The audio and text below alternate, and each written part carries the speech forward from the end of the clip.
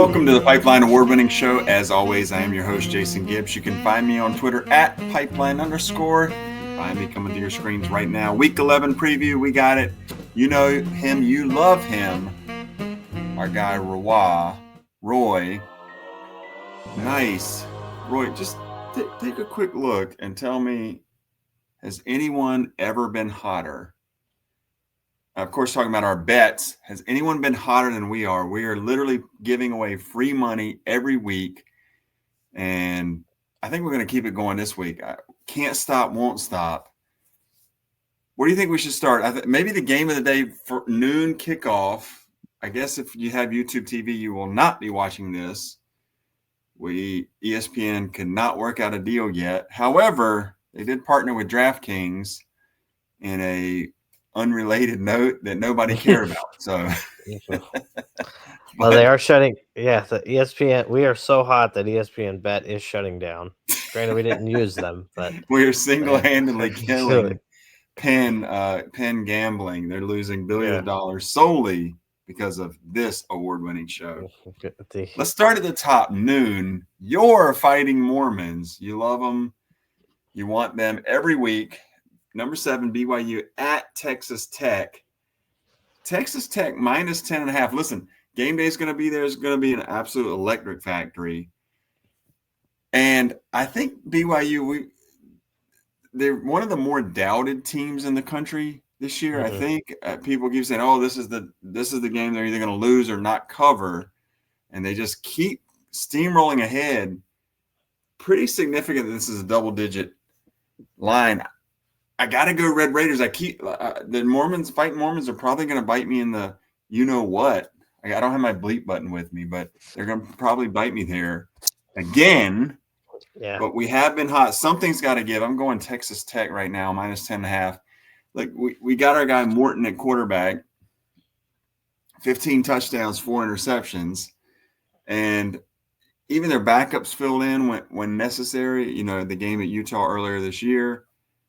Hampton, I believe, and they've just looked great all around. But so has BYU. They haven't stepped down at all. And but something, like I said, something's got to give. Our hot streak or the Fighting Mormons. What do you think?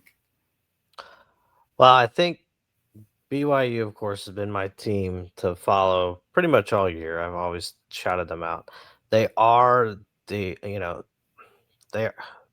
are the Texas A&M of the Big 12, right? So to me, BYU continues to surprise, and then the next game is, are they for real? Here's their test, and then just like Texas A&M, they keep surpassing those tests and passing them pretty good.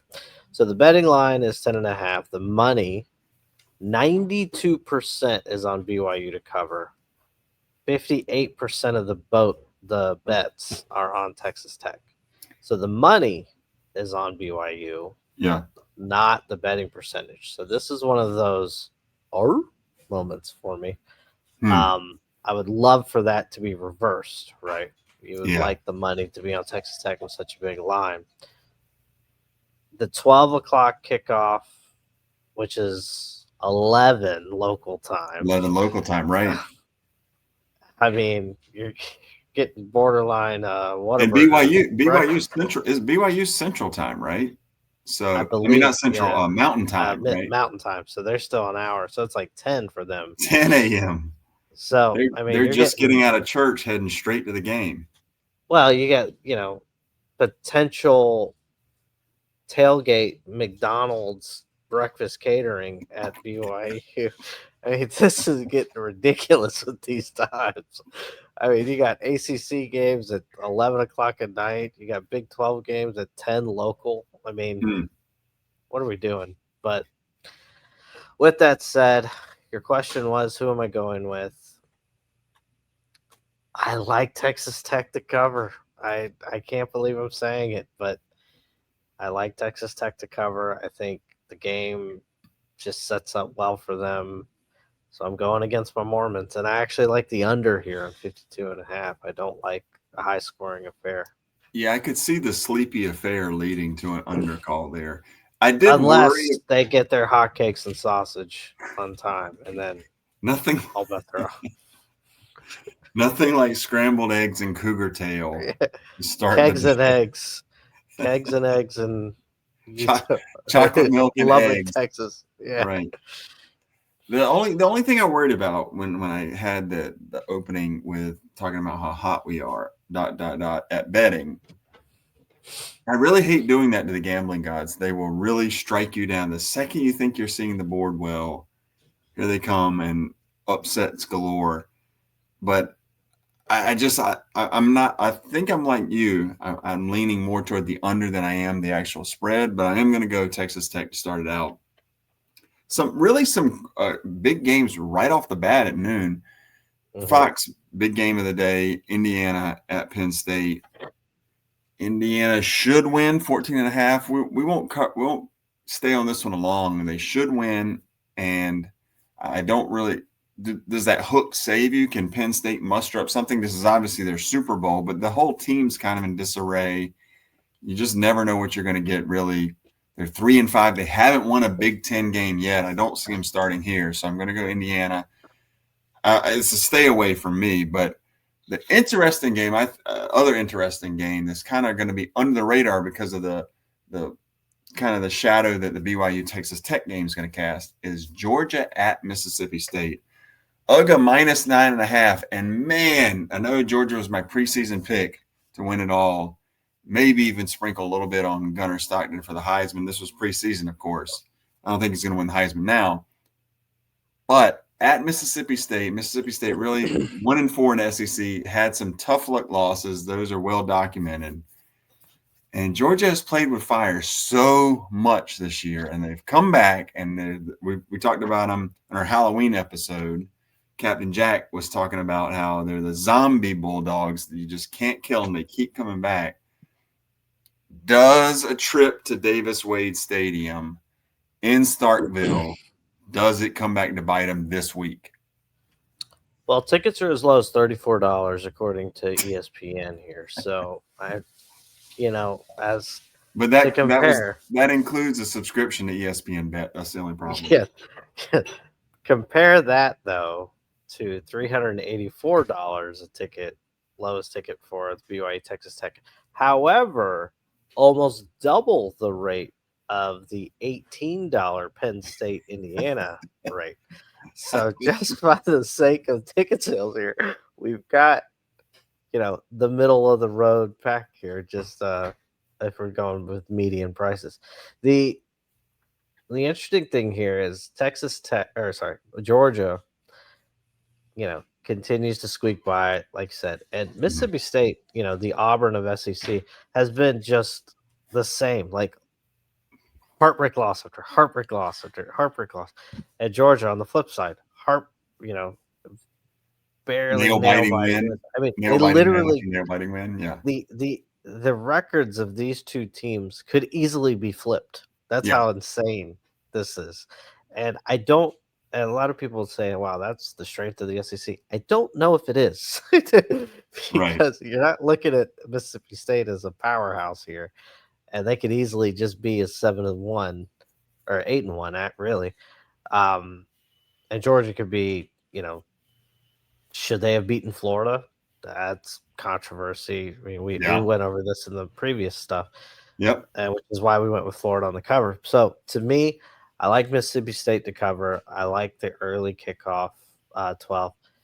97% of the money on Mississippi State to cover, 73% of the bets. So the public is backing this one as well. That's probably 0 for 2 to start for us out the gate.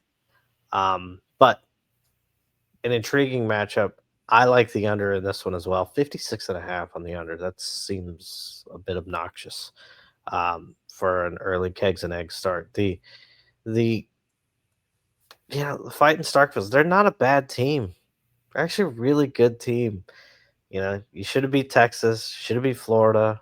I might leave off a really there. They're a good team, and you're right. They should have beaten Tennessee and Texas and Florida. They should have beaten those teams, but they didn't. So I'm going to leave off one of the reallys for the good. You beat those teams. You're 8-1. You're 8-1. 8-1 in the SEC, and you're saying If you win every game, you're undefeated. I mean, I don't understand what we're saying. I mean, they are the Vanderbilt of the SEC if they win those games. These guys are the Auburn of the SEC. Well, they're currently the Auburn of the currently SEC. They're you win those games, you're the Vanderbilt of the SEC. Exactly. Okay. So you're following it. There's levels to this game. So the important thing here is that will they keep it close? Because obviously Vegas is counting on Georgia. I just don't understand how the public is backing Mississippi State. So that gives me a little bit of a pause for a bet here. Well, nothing's worse than a public underdog, right? Nothing's worse than a public underdog. So maybe Georgia comes out and makes a statement. I mean, I hope so. Like I said, we all always cheer for our picks, and they were my preseason pick to win it all. I think a loss here at Starkville would do a lot of damage to their resume, because some of those wins that they've squeaked by would then start to tarnish a little bit. Now, if they come out and lay the hammer, put the Bulldogs away, Bulldogs will definitely win this game regardless. But nice. I think that could boost them. They're the 5th ranked team in our map, and deservedly so. But I think a loss here to a downtrodden Auburn of the SEC in that Mississippi State would drop them quite a bit and put them in an uphill battle, especially to try and get back to that SEC championship game. But speaking of the SEC and speaking of ABC and ESPN Bet and all the other things, Texas A&M, who is what are they? They are the BYU of the SEC. They're the BYU of the SEC. Yes. Minus 6.5, a little bit of a surprise that this was under the number here, visiting Missouri, and especially because my guy Bo Prabula is out, and they haven't played since they were playing Vanderbilt, and he got hurt, so they had a week off, had a bye week. Matt Zollers, what do you think, Zoller? If you hear me, I don't know. I haven't quite mastered that one yet. A little bit of a question mark. I mean, obviously he was kind of lined up to start the year, and then he got injured. Bo Prabula came in, took over. So this Texas A&M, I just don't know how you could confidently back Missouri getting less than a touchdown. But is this where Vegas makes their money? Because obviously Marcel Reed, he's a superstar. He's really been living up to more than I thought he would. I thought he was solid, but I think he's just taking that extra step forward.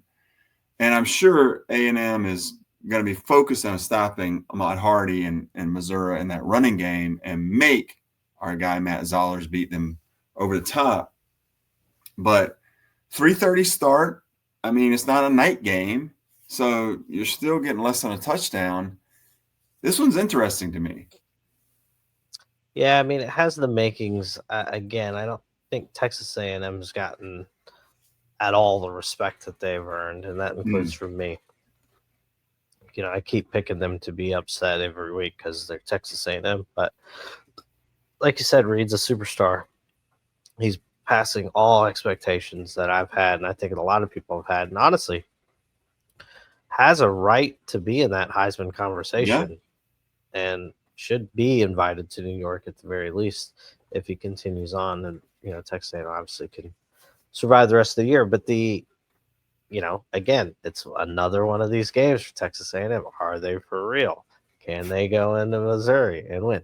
And they keep passing that test.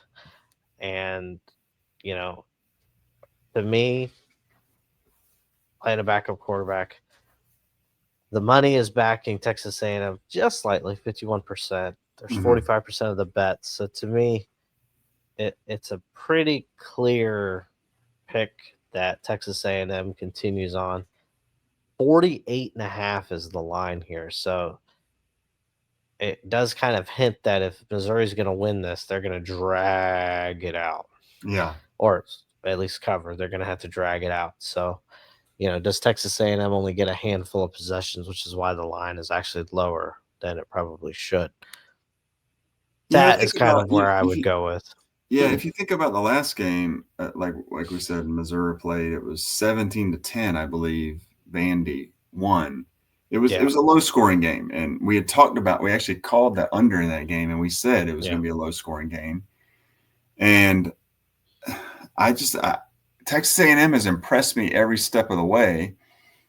I'll harken back to, and I know obviously both teams are different, but I'll harken back to the Notre Dame game, them going into South Bend and winning. Maybe it was a little bit of a controversial no call on the game-winning touchdown. There was a clear hold that wasn't called. But at first, I kind of wrote that game off a little bit because Notre Dame had already lost their first two games, lost to Miami, and then Texas A&M at home. Now Notre Dame's kind of starting to march toward the college football playoffs. That win looks even better, and I just think, man, you go into South Bend into a nighttime environment and you really handled business. Like I said, it was maybe a bit of a controversial, but you were putting up points. And I would feel so dumb backing Missouri here and being down by 21 in the fourth quarter. So if I'm placing a bet, I'm going A&M. What Mike Elko has done there, and he obviously left Duke and went to A&M, has just really elevated that program. I'm sort of excited. You know what my dream would be A&M would slip up somewhere along the way, but still make the college football playoffs, because to get a playoff game at Kyle Field, that might set the all-time record for college football environment. If they win the SEC or whatever, they'll get a top 4 and they're going to be playing in a neutral field, which one of the things we'll talk about in the on season after the season's over. How about a proposal of top 4 teams play that first game at home? That would be electric as well. Well, we'll talk about that. We got a long ways to go before we get to that point, but let's move along to another 3:30 game. Well, I do want to make it official. I am going with the Tickle Me Elkos for the cover. There it is. I love it. The Fighting Tickle Me Elkos. I love it. Blowout. After that nickname, I might go all in on A&M. After that, you got to. And then how about this for also looking down to the season, looking down the road potentially. Mm-hmm. Your aforementioned, if Texas A&M slips up, right? They slip up the last game of the year to Texas and don't make the SEC championship. Texas wins that game. They also don't make an SEC championship. However, they get a playoff bid and have to travel to Texas A&M for the rematch in the first round of the playoffs. Talk about an electric. Yeah. Oh my God. That might spin the world off its axis.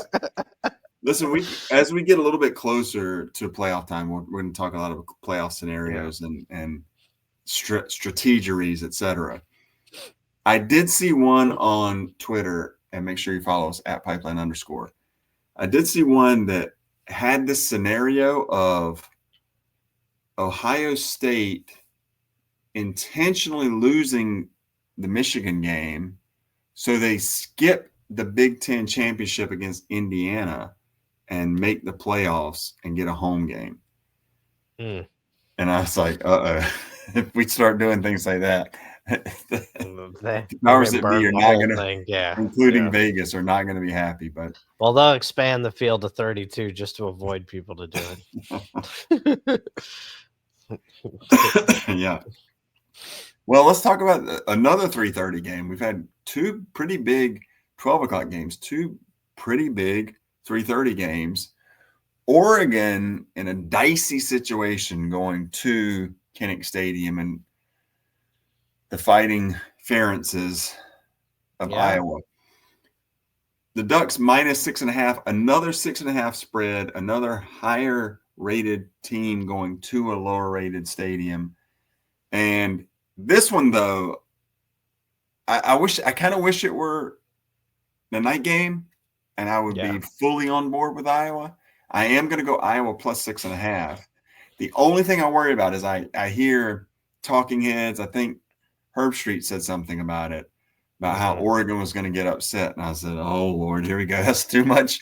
I want those type of games, the games that I like this, I want them to fly under the radar. I want no one to talk about them. I don't want any bulletin board material. Herb Street could not do me that solid. Was trying to be a jerk, trying to be a talking head. But Dante Moore, 19 touchdowns, 4 interceptions. I don't want to say he's fallen off a little bit, but he was kind of, people were talking about number 1 overall pick, Heisman winner. And I think some of that talk's died down a little bit.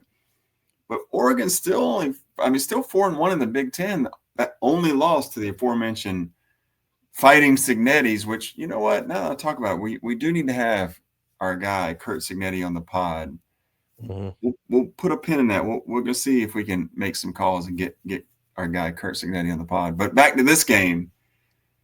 Do you think Iowa wins outright? Let's not even talk about the spread. Do you think the Hawkeyes win outright? No. And I was confident. I mean, I don't see Dan Lanning allowing this chatter to go unrecognized by his crew, right? Yeah, I think that was the thing I worried about. That was really I was like, man, Lanning gets hold of Herb Street telling him they're going to lose outright, and yeah. Hey, Lanning is currently in his lab skiing and coming up with his speech right now. I think that is the death nail for whole Iowa. Also, though, Gronowski for Iowa, a blistering 4-touchdown season he's put together so far as a quarterback and 4 interceptions. So potentially could break that tie here. One way or the other. If he gets to 5 touchdowns, Oregon may be in trouble. Well, but the unfortunate what's the over-under for safeties in a game? I might take the over. I will say this. Those 4 touchdowns, though, are more than the entire Iowa team in the last 3 seasons combined. Correct. So they're kind of an Iowan offensive juggernaut. Well, yeah, I mean, it is an amazing thing in this day in college football that a coach can keep his job with that offense still coming out every year. I mean, this is the equivalent. See, it's like they are the Virginia basketball of college football. Well, but at least Virginia won. At least they won championships. Bennett. Yeah, at least under Tony Bennett. Yes, under Tony Bennett. Virginia at least won. They won the championship. Now, whether that was controversial with Auburn, we won't get into all that. Right. Auburn is the Auburn of the SEC. SEC they just cannot catch a break. But the Cam Newton curse or something. To me, there's like you said, there's too many people back in Iowa. It's too trendy of a pick. I think a lot of this has to do with last week with, Georgia Tech slipping at NC State, and you had this kind of notion that there's going to be one that slips up. I just don't see it as Oregon. But honestly, it's been like a decade. I've never picked Iowa to win anything, so I think that may be coming in. I just. You look at I know it's semi-related, but you look like a program like Indiana with the Signettios, and they're just going for it, right? They spread it out. It's beautiful. He's pissed off that they're up 40. Yeah. When he thinks they should be up 47, and then you get like the Iowa, and they slug them. It's fun. It's just like the problem here that I could see for Oregon is they are not spread them out as much as they used to be, right? They are like kind of they've slowed their pace. They're grinded out. Low total here. I mean, obviously some of that's factoring in the Iowa offense, but 42.5. And like you said, if this were the Iowa offense that it always is, if we harken back, a few years ago, maybe even back to the Chip Kelly days of Oregon, it wouldn't be enough to keep that total that low. So yeah, I mean, it is the Ducks a little more methodical these days than they have been in years past.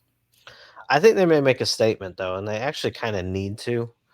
And this is I mean, they're running out of showcase games for seeding and what have you as we start to look ahead with the playoffs. I mean, you've got you got USC and you got Washington coming up, but those aren't like it's just unfortunately they're just not that splashy. So they're gonna have to go out and make some impressive wins. And as awesome as that Penn State win was earlier in the year, it's doesn't obviously look lost. as Yeah, impressive. lost a lot of its luster. Yeah.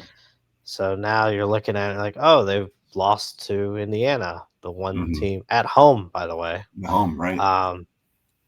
So we're kind of dominated, to be honest. I know it was a 10-point victory, but I think wasn't one of their touchdowns a defensive score. So really, only 13 points mustered is not good. And that chatter about them, like who have they beaten, is starting to ramp up.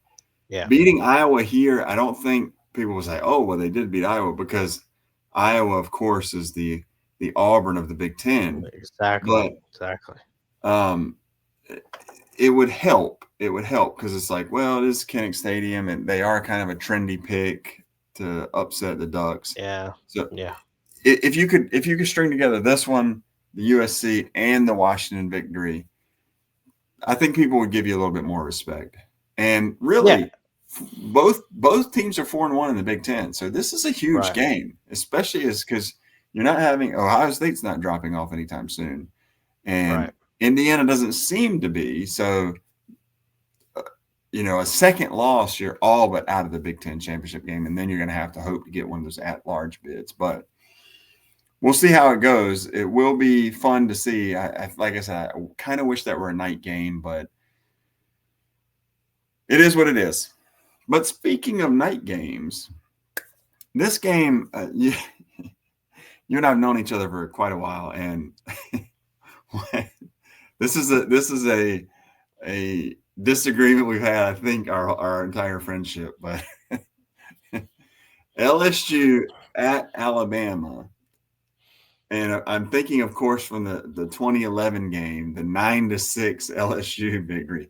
I call it one of the greatest games ever played, and you need the bleep button when I. Let me provide some context to this one. Okay, so this game has been hyped for like 2 weeks. I think both teams are coming off a bye, if I'm not mistaken. It's number one versus number two. Number one versus number two, game of the century. Right. Everybody was talking how great this game was. So I'm pretty jazzed up about it. And so I've overhyped this game. That morning, my wife gets sick. She gets admitted to the hospital mid-afternoon. So I'm like, cool. They don't know what's wrong with her, but she's fine. Yeah. So then I'm like, well, we're going to be I guess I'm going to watch the game in the hospital, which the TV is the size of a Garmin. Right. So it's like a 9-inch television that I'm watching this. So I order Wingstop. I'm like, screw this. I'm having wings in the hospital. So I'm in the hospital, and I order these wings, and I'm ready for this. But your wife's okay. Let's establish everything's okay. She's medicated. She's fine. So I've got my wings, I've got my fries in this nasty damn hospital, and I'm watching this game on a Garmin, and I'm just pissed.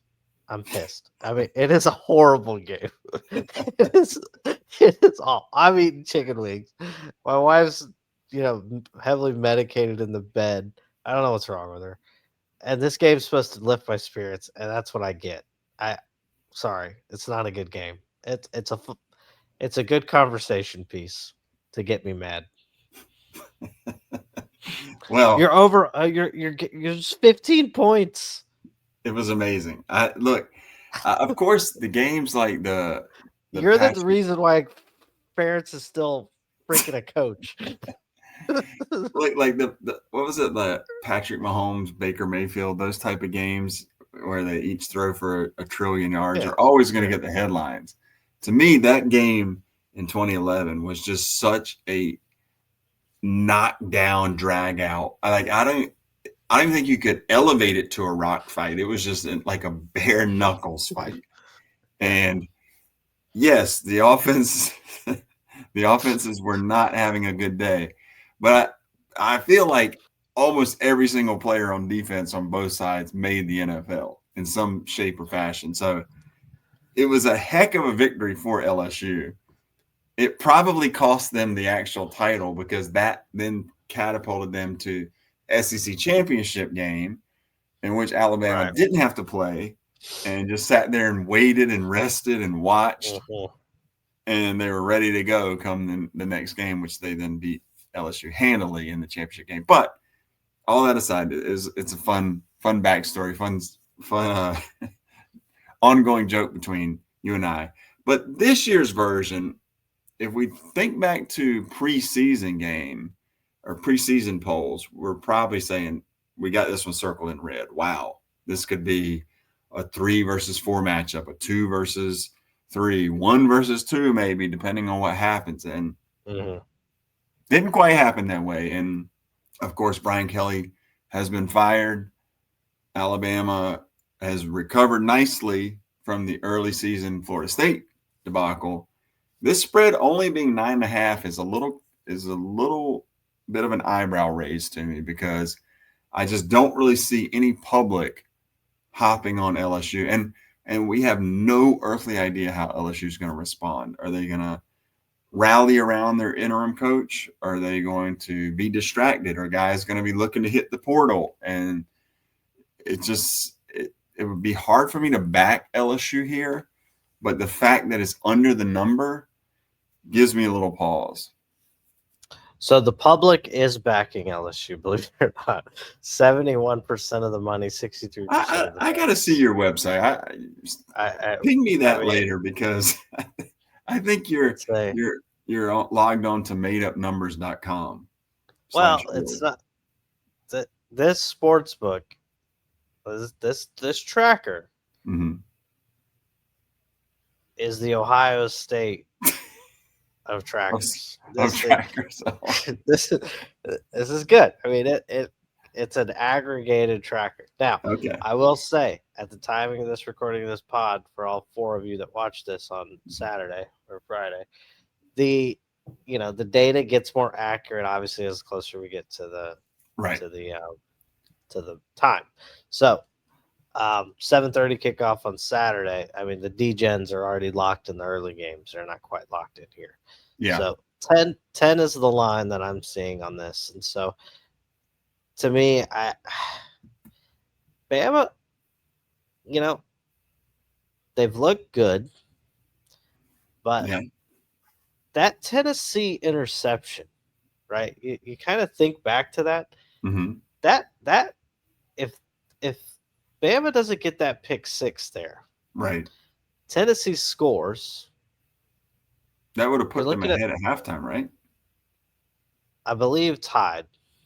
So it was 14-7, right? But anyway, regardless, I mean, Tennessee is just heartbreak central over our last few losses. Which, by the way, if they cover last Saturday, I have a record college football weekend. But I digress. Even though we talked about Oklahoma, you went with your head, went with your heart. I don't know what happened, but I went with the home team at night. This is their only night game all year.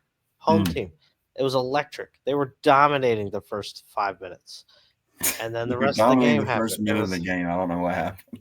I don't know if you've seen that ongoing trend with the Patriots. The Patriots are like the kings of comeback. I don't know if you've seen this.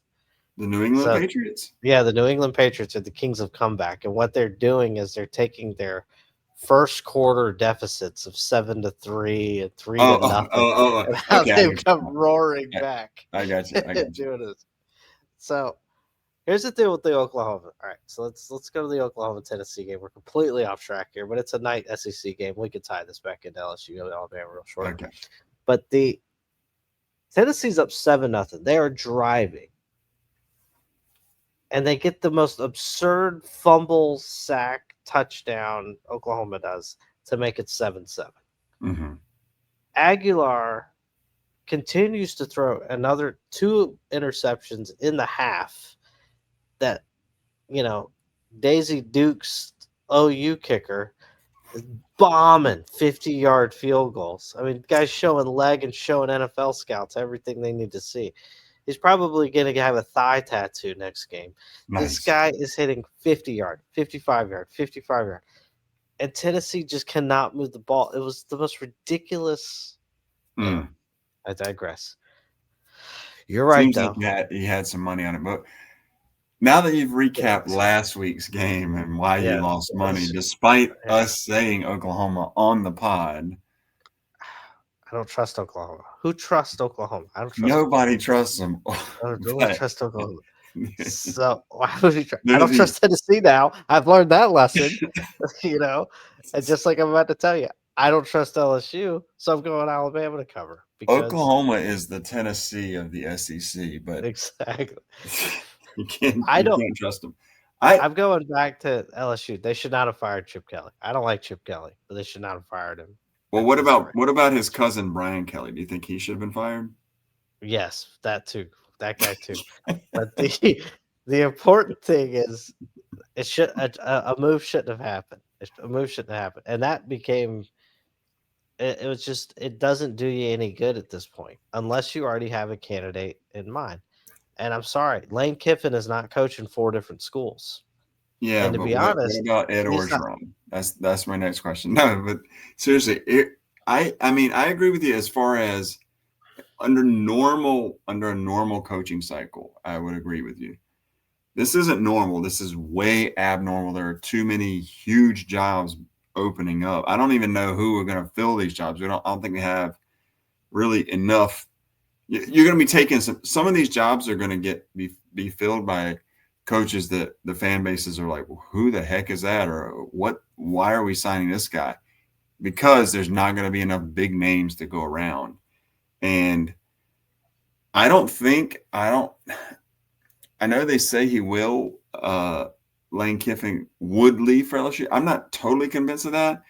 I know the Saban to LSU rumors have really ramped up, which would be, listen, we're in the content business. Obviously, we like content. That would be way, way up there as far as content goes. So we're clearly cheering for that, but only for selfish purposes. But I do think you let Brian Kelly go in this particular coaching cycle. I think you let him go now, just because you got to show somebody, whoever it's going to be, that you're willing to kind of let them come in, and there's not going to be as much hangover, as much leftover, as much any of that. You're going to be able to come in and kind of mold it immediately to whatever you want. If that's Saban, I'm sure he's licking his chops. But as far as this game goes, I just don't know how you can back LSU. I don't know, with all the uncertainty, how you can confidently say they're going to go into Tuscaloosa and take out the Fighting Ty Simpsons, which to me, I know people are giving a lot of love to our guy Fernando Mendoza. Ty Simpson's the Heisman winner right now. He's the Heisman frontrunner to me. 20 touchdowns, only 1 interception. He has made all the critical throws when he needs to make them. He's got that team fired up. And runs. Yeah, I mean, his legs against Vandy are the reason why they won and covered. Don't discount that 4th and 8 throw. I mean, that was an elite. No, it was good. But he kept that drive going with his legs. That's true. Just his escapability and his moving in the pocket and then scrambling when absolutely necessary. Yeah, I mean, he looks like a Kirk Cousins that can run. He's the Kirk Cousins of the SEC. I don't know. I don't know if Tide fans will appreciate that. I don't think, because it's LSU, I don't think you get a look ahead to next week and your Oklahoma Sooners, your trustworthy Oklahoma Sooners. I think the Tide are focused. I'm going Tide. I'm going possibly big, because I think this. If they get ahead early, can you see LSU just throwing in the towel? I certainly could. I mean, and be honest, if I were a Tiger, I probably would myself. Like, oh, this team's in chaos. We fired our coach. We got nothing. We're down 10, 14-0 first quarter. Forget it. It's over. I'm going to hit the portal. See ya. It could obviously go that way. I think there's two paths this goes.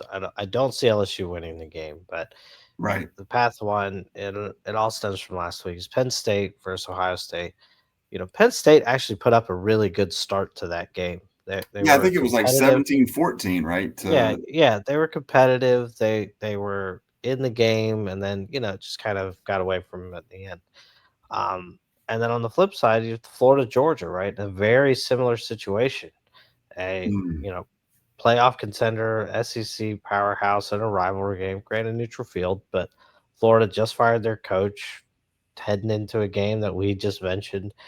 Well, is Florida gonna lay it down if they get yeah. pegged hit? I mean, at the end of the day, LSU hates Alabama. Alabama hates LSU. This is a Mm, rivalry game. That's probably why the line is not 2 touchdowns, and they're keeping yeah. it quite right at that 10 number. I think you probably have a spirited start by LSU, and then Alabama just kind of pushes them out.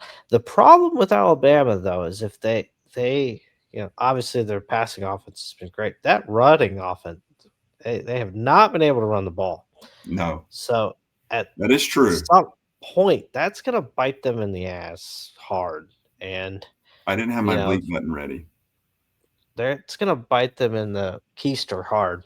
Okay. And the problem that you're running into with that is LSU is not terrible defensively, Hmm. but they are vulnerable to that run. So that's kind of their weakness. Texas A&M was gashing them like crazy, run after run after run. So if that can get controlled and that Hmm. secondary can step up a bit, could cover here.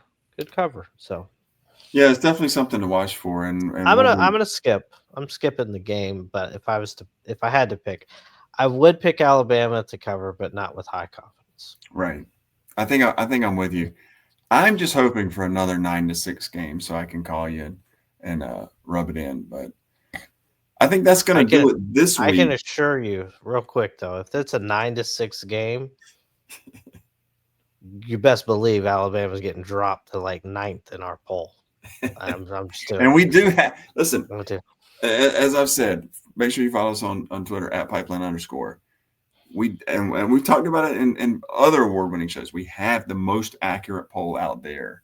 And yes, I'm sure your vote, if it's a 9-6 game, because of your PTSD, you will drop them 33 spots down to out of the rankings, along with Auburn. But I think that's going to my do it. wife is having a little cough, so maybe we could have a repeat situation here. I'll Uh, DoorDash you wings to the hospital. the hospital.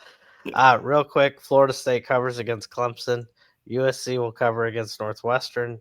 And my final one, here's the shocker for you. California covers against Louisville and a potential, I hate to say this, but Notre Dame blows out Navy.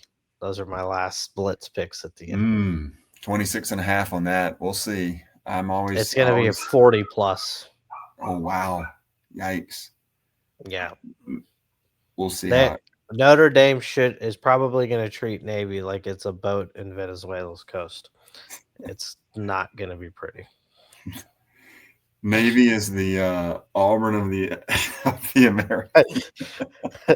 I feel bad for Navy. I mean, this is a pretty brutal stretch. Yeah. They had playoff aspirations, but then North Texas, that didn't go so well. Notre Dame here, that's probably not going to go very well. Well, if Navy could somehow beat Notre Dame, they'd be back in those playoff discussions. But and then potential number one team overall, South Florida, early on in the year.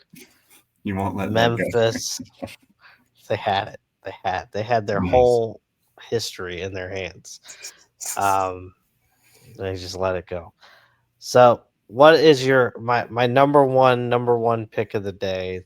I would say is, I don't know. I'm dragging this podcast on for you just I because can tell. Tired. But my number one pick of the day is going to be Washington to cover on Wisconsin. They blow out after the Luke Fickell extension announcement. I can't believe that. Well, on your disbelief, we'll wrap up this version of the pod. The Fickle Pickle that Wisconsin is founders. Finkle Pinkle. Anyway. All right, my friend. I think that's going to do it this edition. Make sure you follow us on Twitter @Pipeline_. We'll see you guys next time on the Pipeline Award-winning show.